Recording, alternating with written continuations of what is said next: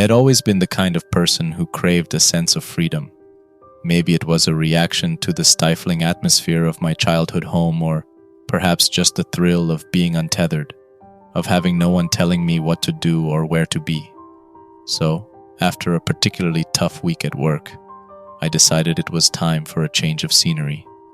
A road trip seemed like the perfect solution, an escape that I so desperately needed. I had taken a few days off from my job, managing to convince my boss that I needed a break after the exhausting projects I had been working on. It wasn't easy to get the time, but the stress had been piling up, and I knew I needed to step away before it consumed me completely. The plan was simple: pack a few essentials, get in my car, and drive with no fixed destination. Just me, the open road, and a series of small towns that dotted the countryside. I had no set itinerary, no reservations made, only a loose idea of where I might want to go. It was the kind of journey that left room for detours and discoveries, for small-town diners, forgotten motels, and stretches of road that seemed to stretch on forever. The first morning of my road trip, I loaded up my old sedan with everything I thought I'd need: clothes, a few books, a cooler filled with snacks, and an outdated paper map that I'd found in a drawer. There was something nostalgic about using a map instead of relying on my phone's GPS. I liked the idea of tracing my journey with my finger, of marking places that I had been. As I left my apartment and hit the highway, a sense of exhilaration washed over me. The city faded away in my rearview mirror, replaced by open fields, rolling hills, and stretches of forest. The further I drove, the lighter I felt, as if I were shedding layers of myself with each passing mile. The responsibilities, the expectations, the stress, they all seemed to melt away, replaced by the hum of my car's engine and the road stretching out before me. I made my first stop in a small town whose name I couldn't quite pronounce, the kind of place with a single gas station and a diner that seemed to be the heart of the community. The gas station was old, the kind of place that hadn't seen renovations in decades. The paint on the walls was chipped, and the fluorescent light above the pump flickered, casting a strange glow over the area. As I filled up my tank, I noticed the attendant behind the counter inside. He seemed to be watching me, though it wasn't exactly uncommon for people in small towns to be curious about strangers passing through. His gaze lingered a bit longer than I was used to, but I shrugged it off. After all, I was an unfamiliar face, and that was bound to draw attention. I walked inside to grab a cup of coffee, the bell above the door chiming softly as I entered. The attendant's eyes followed me as I approached the counter. His expression was hard to read, his face drawn and tired, like he had been working long hours. "Where are you headed?" he asked, his voice low and rough. There was nothing overtly strange about his question. It was the kind of small talk you'd expect from a place like this. "Nowhere in particular," I replied with a smile, keeping my tone light. He nodded slowly, still watching me, but I tried not to think too much of it. It was probably nothing, just a guy passing time during a quiet shift. I paid for my coffee and left. The bell chimed as the door closed behind me, and I felt the faint weight of his gaze until I was back in my car. As I drove away, I couldn't quite put my finger on what felt off. I continued my drive, feeling the wind rush through the cracked window as I listened to some old classic rock on the radio. I sipped my coffee, the warmth settling in my chest, the taste filling me with a sense of nostalgia and adventure. Life was good, better than it had been in a long time. With every mile, the weight of the past few days seemed to lift.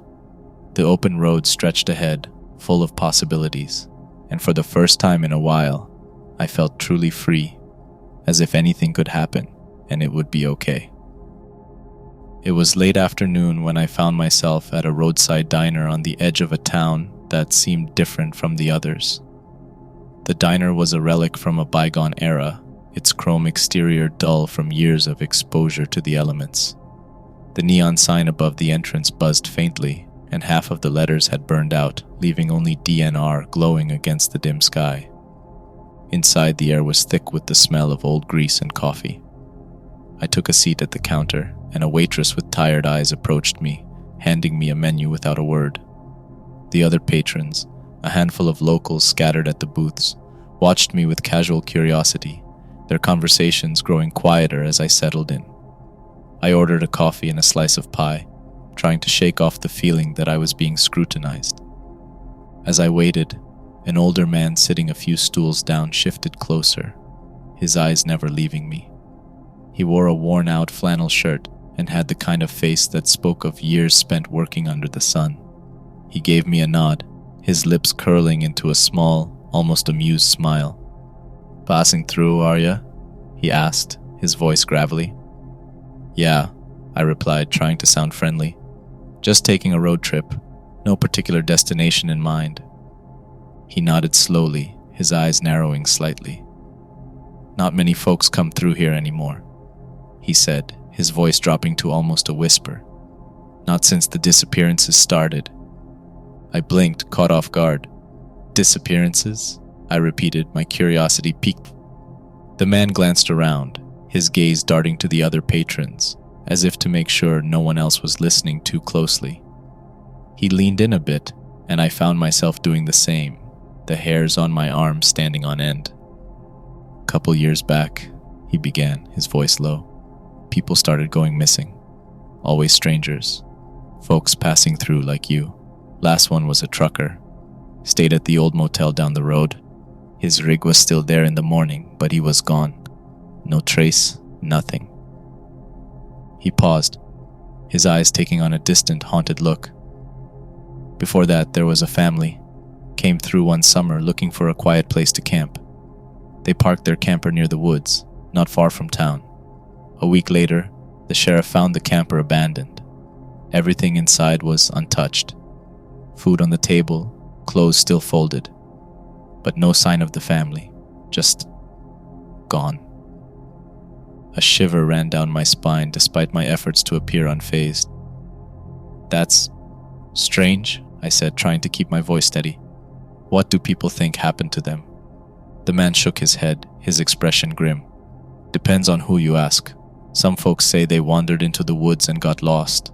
Others think there's something out there, something that doesn't like strangers. They say the woods have always been different. People talk about seeing lights at night, hearing voices calling their names.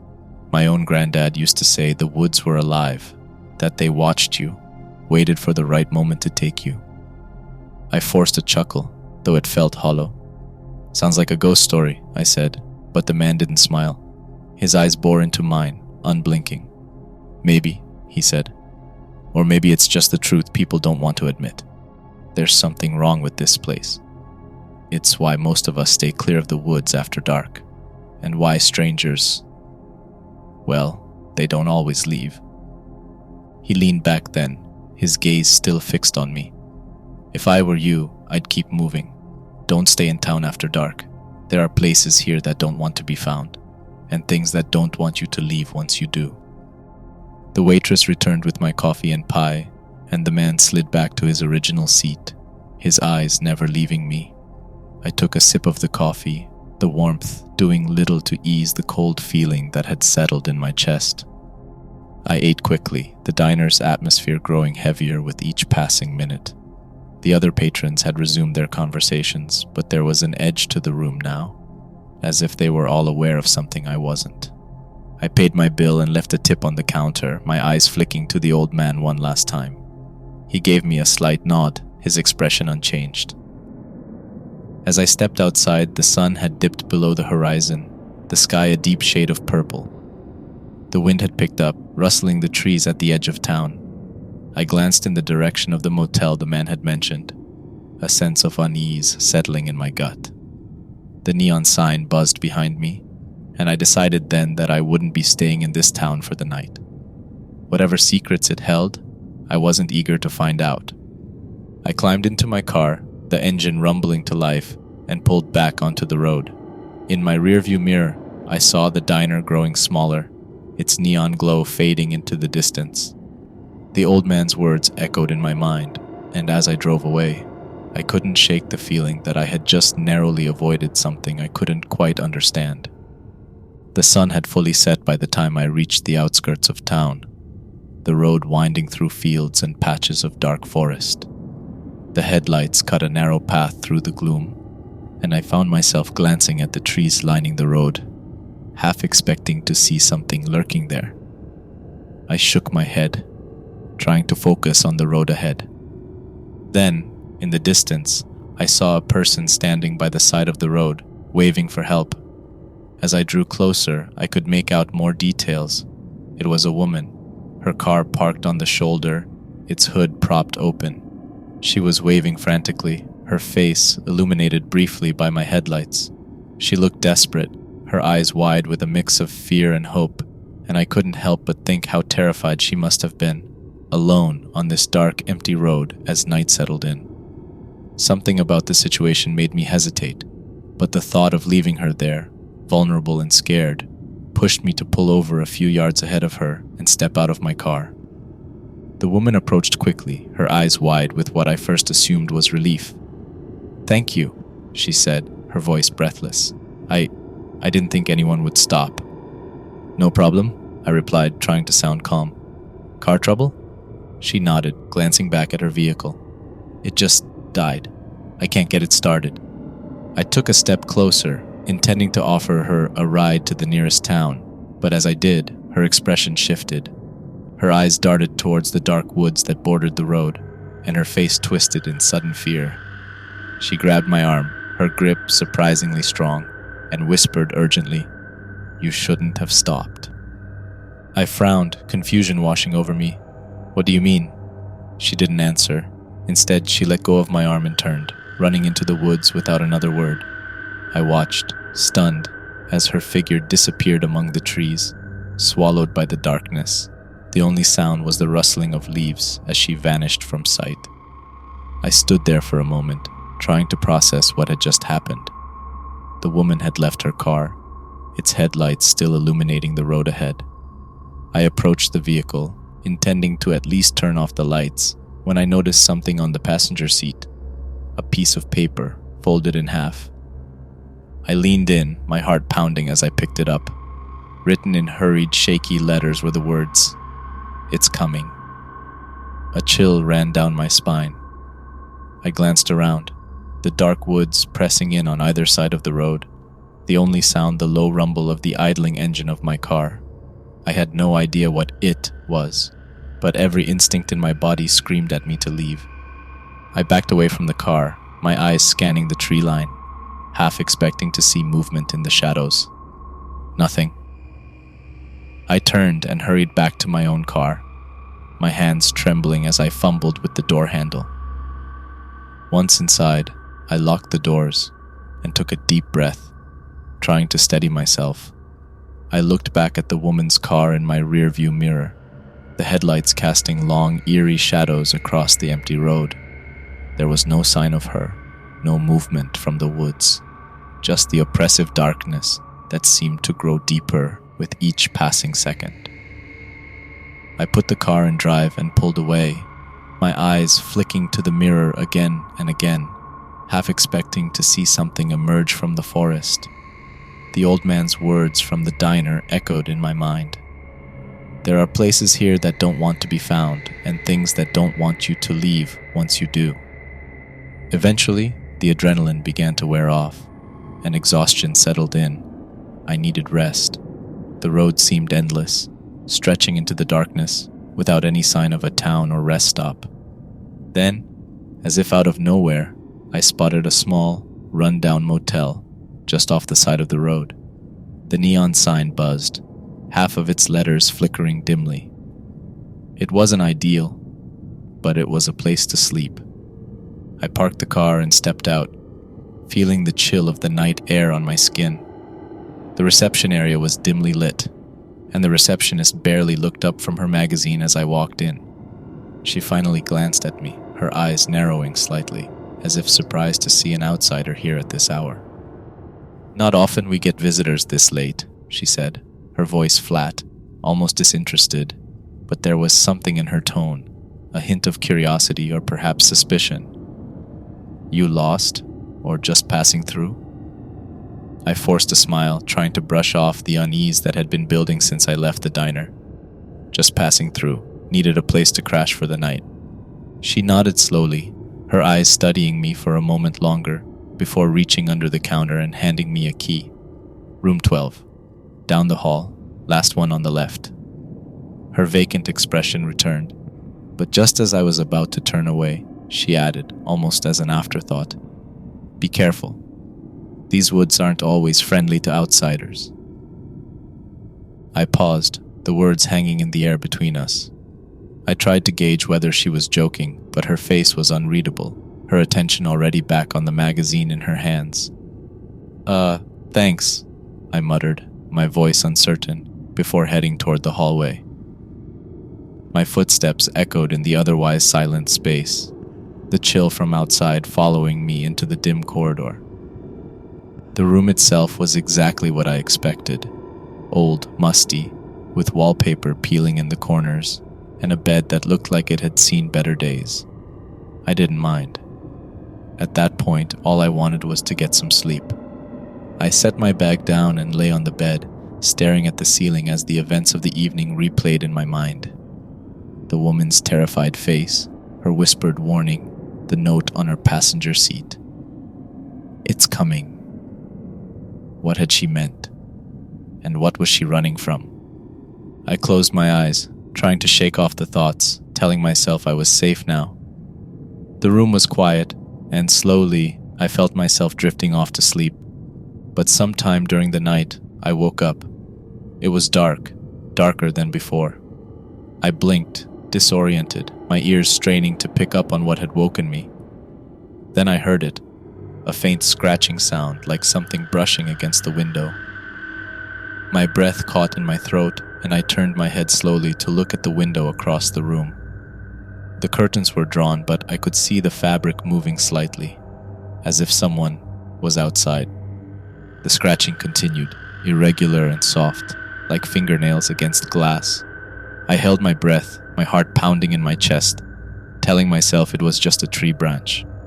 The scratching stopped, and for a moment, the silence was almost worse. I lay there, frozen, listening to the darkness, waiting for something, anything, to happen.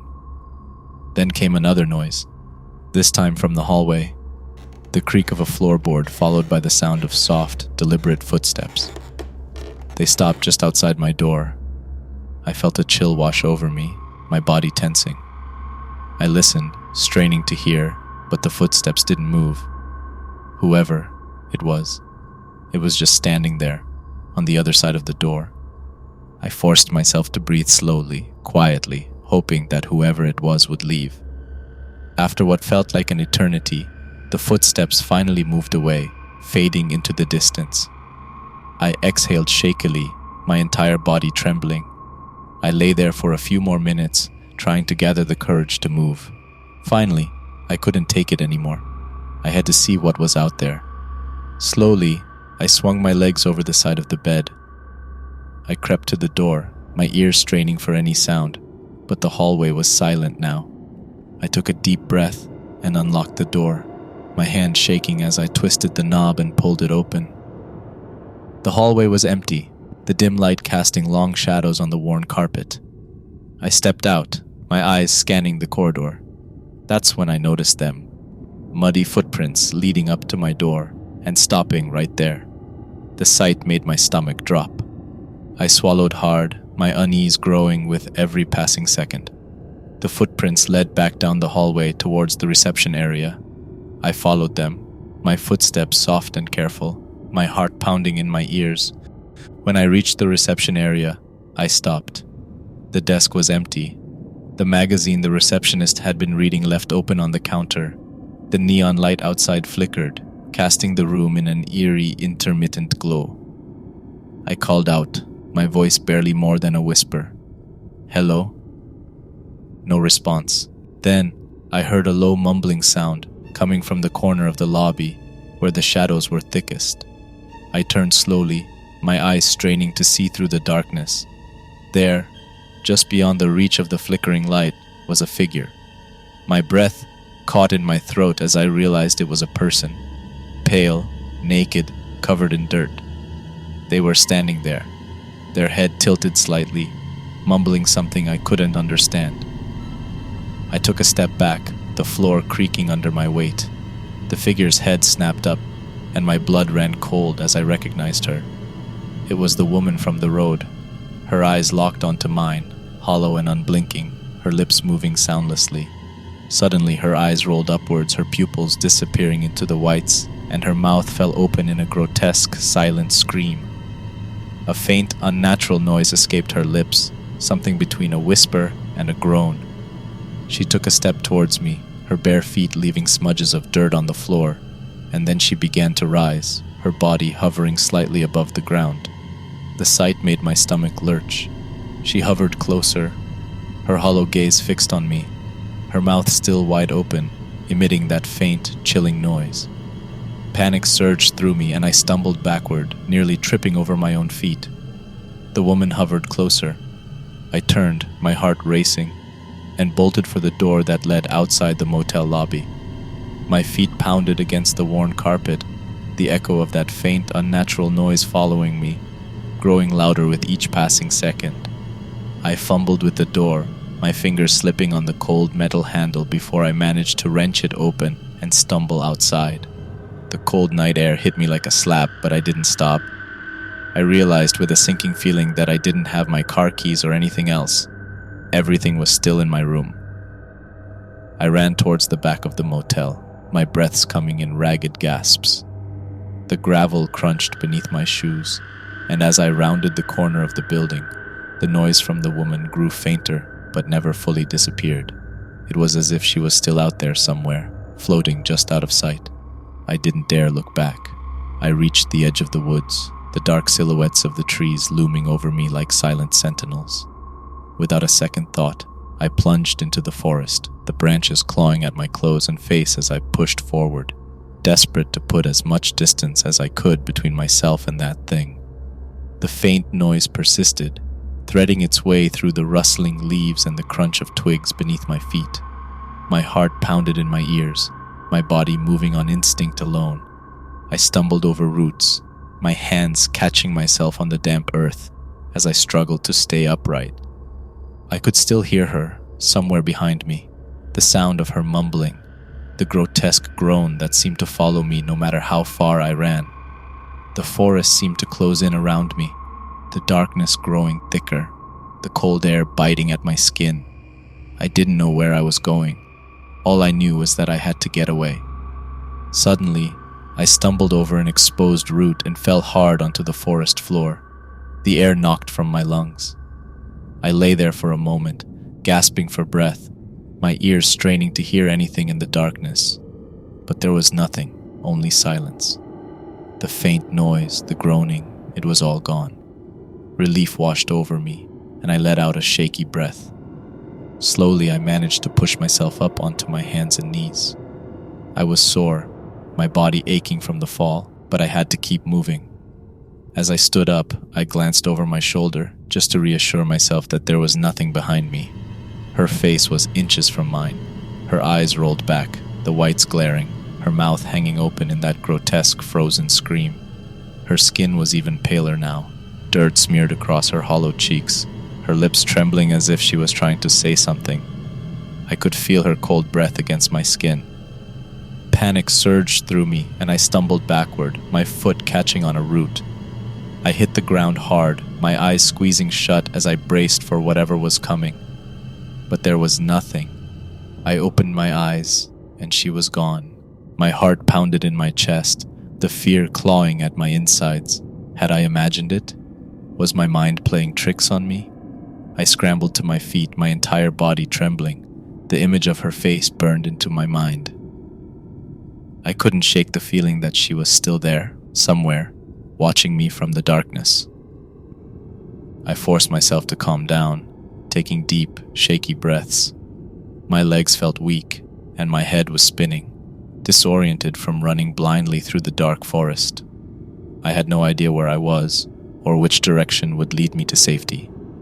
I just knew I had to keep moving, but my body was on the brink of exhaustion.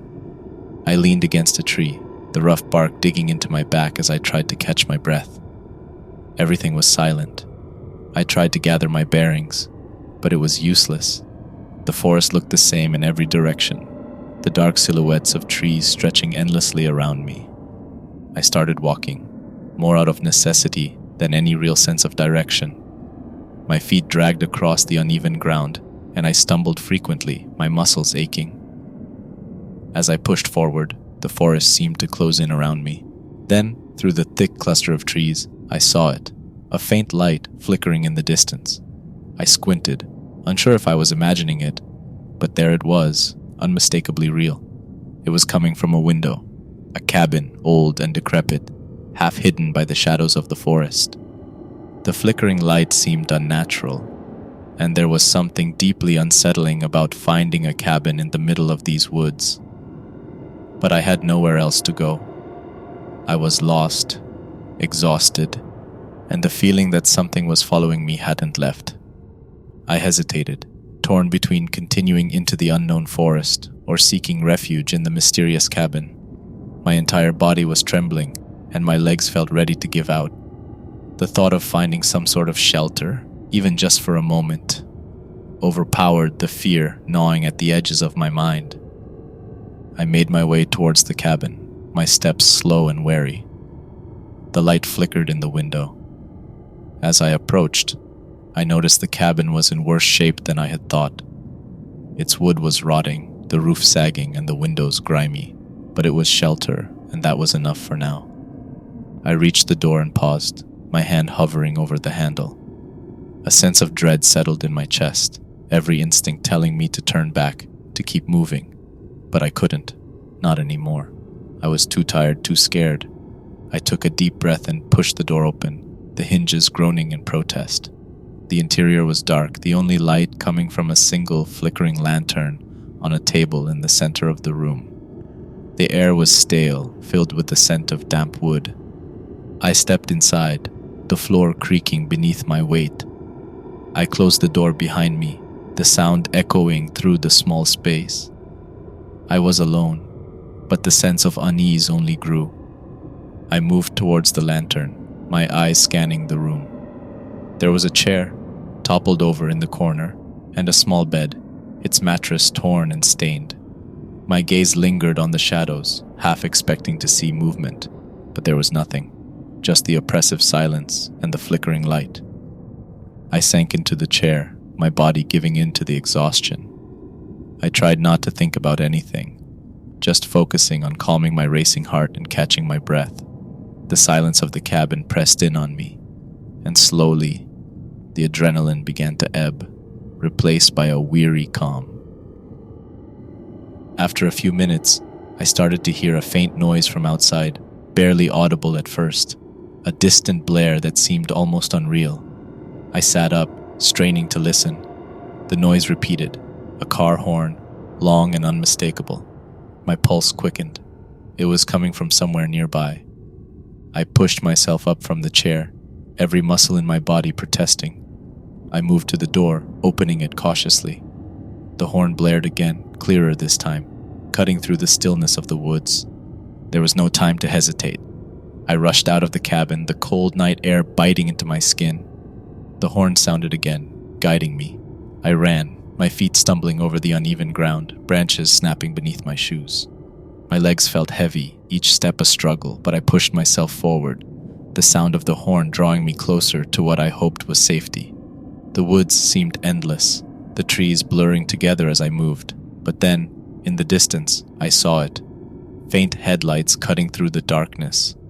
Relief surged through me, pushing me to run faster, my breaths coming in ragged gasps. Finally, I broke through the tree line, the forest giving way to the open road. There, on the side of the road, was a truck, its headlights illuminating the area.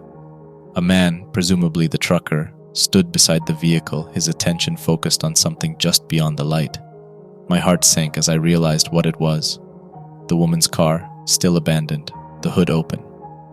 I stumbled towards the truck, my voice hoarse as I called out, "Hey!"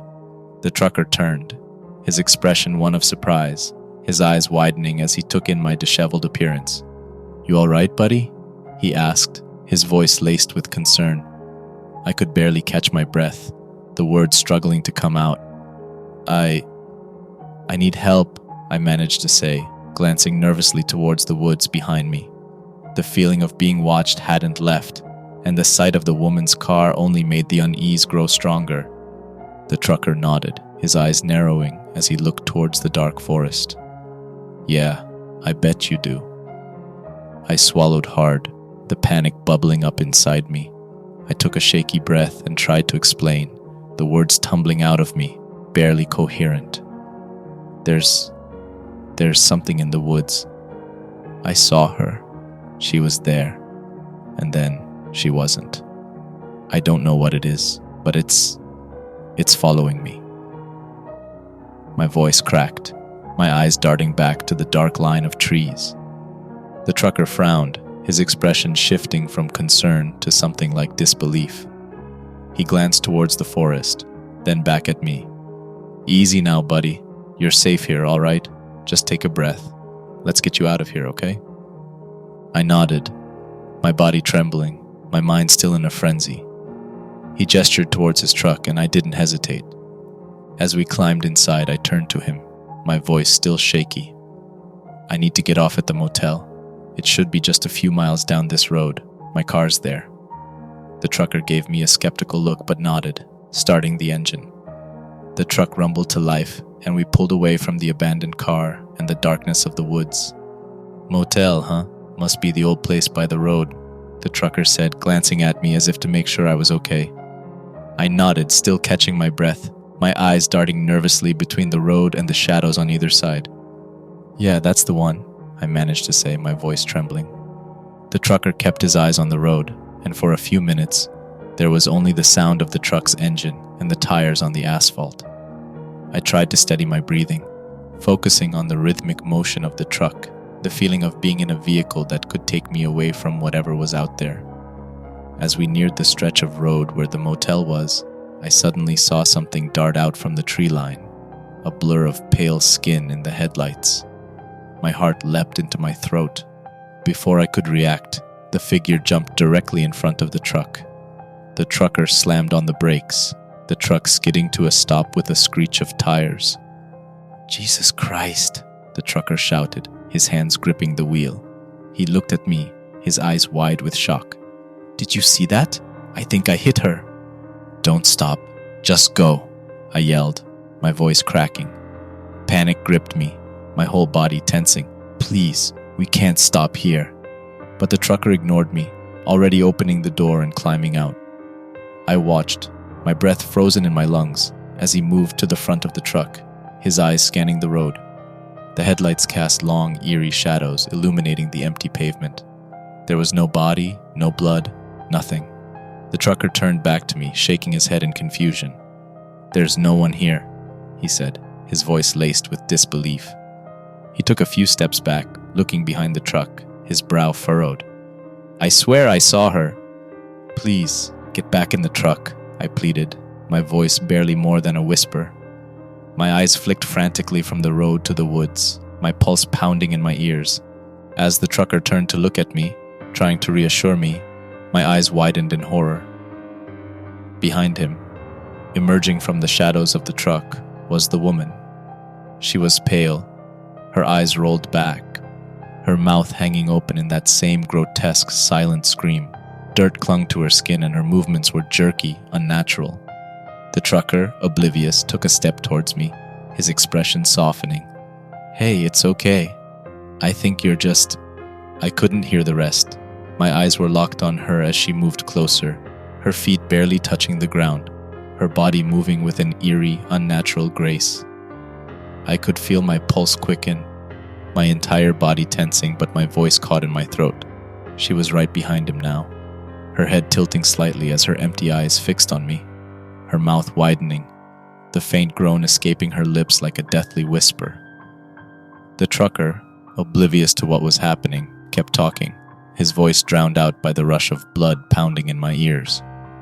The trucker must have noticed the sheer terror in my eyes, his brow furrowing as he took a step towards me, his voice trailing off. Then she lunged. In an instant she was upon him, her pale hands gripping his shoulders. The trucker let out a strangled yell, his eyes wide with shock as he tried to twist away. The world seemed to slow down. I didn't have time to think. I had to get out of there. With the trucker struggling behind me, I swung open the door of the truck and bolted, my feet pounding against the asphalt as I ran toward the motel. It was closer now, just a few 100 feet away.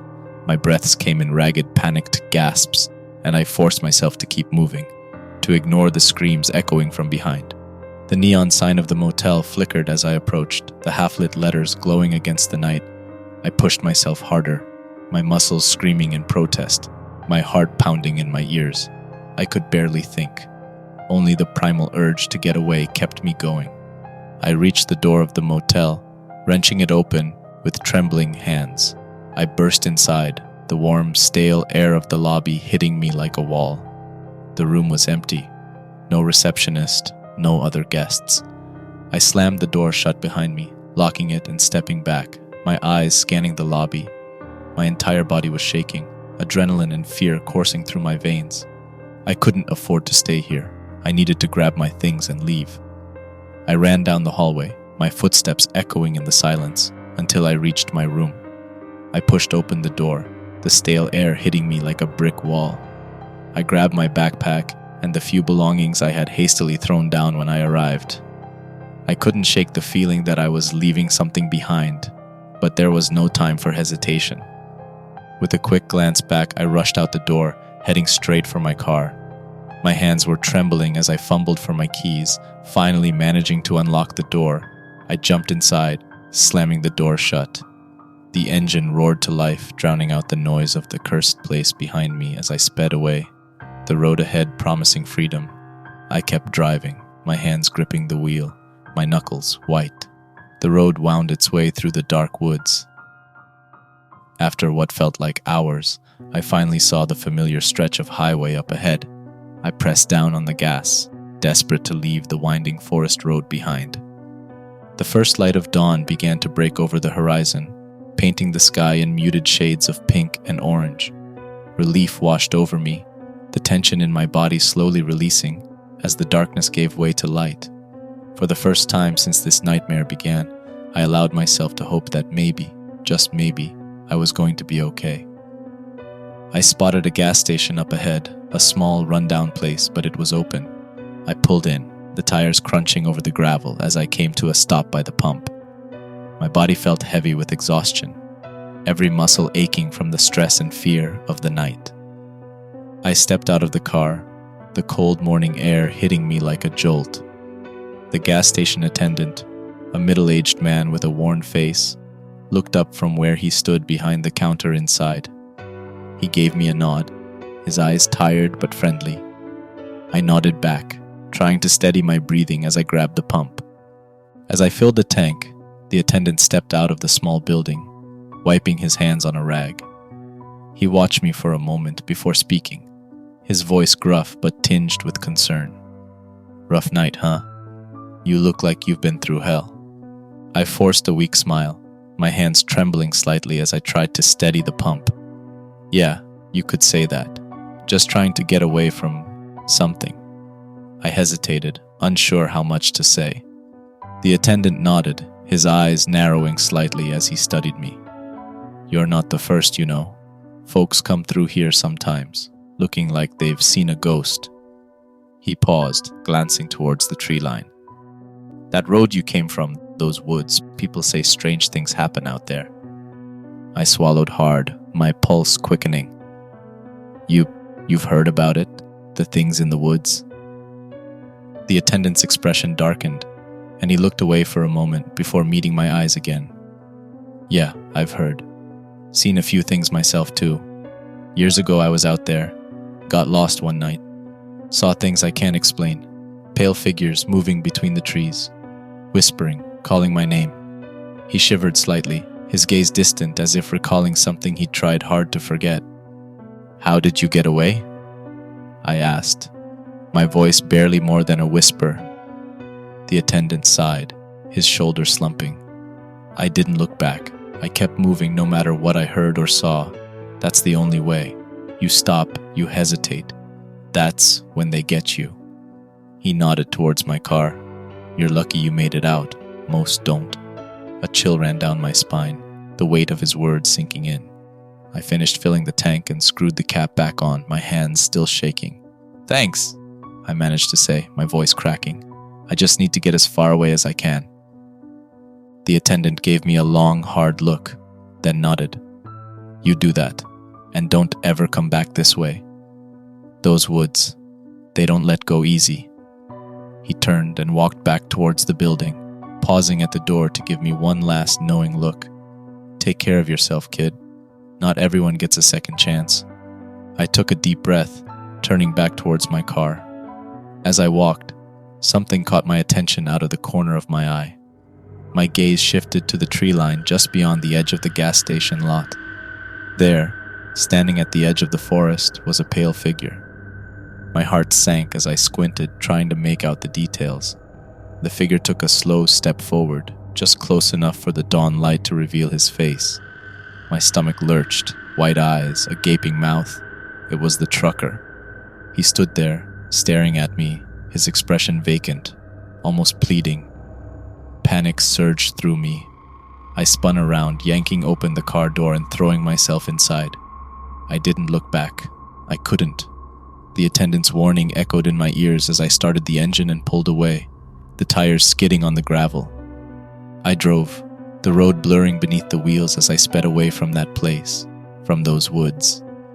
I kept my eyes on the horizon, the morning sun breaking through the clouds, promising freedom. I knew one thing for sure.